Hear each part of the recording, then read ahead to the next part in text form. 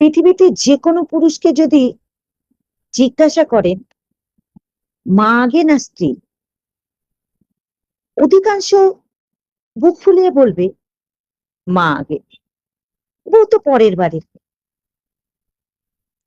কথাটা শুনতে ভালো লাগে, কিন্তু বাস্তবটা একটু ভেবে দেখেছেন কখনো?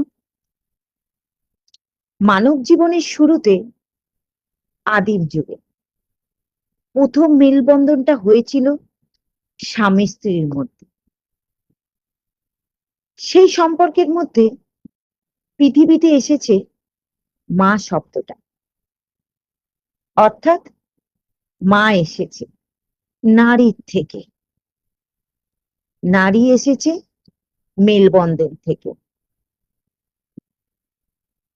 তাহলে যে নারীর হাত ধরে পৃথিবী মা শব্দটা শিখেছে, আজ কেন সেই নারীকে শুধু পরের বাড়ির মেয়ে বলা হবে?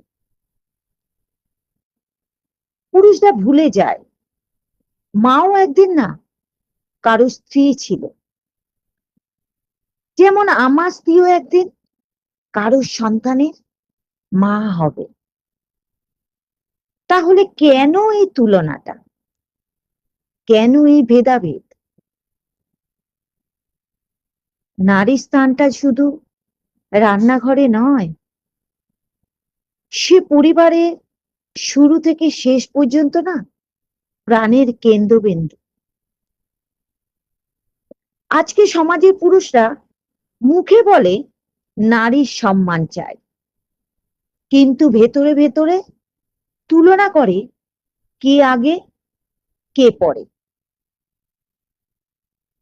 বাস্তবটা হলো, নারীকে যখন সমানভাবে শ্রদ্ধা করবে,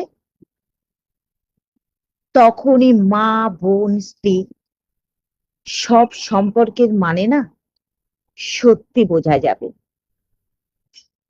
নারীর স্থানটা স্ত্রী সম্মানে। মা স্ত্রী বোন যে রূপেই থাকুক, সে নারী। আর নারী মানে সৃষ্টি, শক্তি আর সম্মানের কিন্তু প্রতীক। নারীকে ছোট করে কোনো পুরুষই বড় হতে পারে না, আর পুরুষকে ছোট করে কোনো নারী কিন্তু বড় হতে পারে না। আজকে দুজনের মেলবন্ধন যদি না থাকতো, হয়তো পৃথিবীতে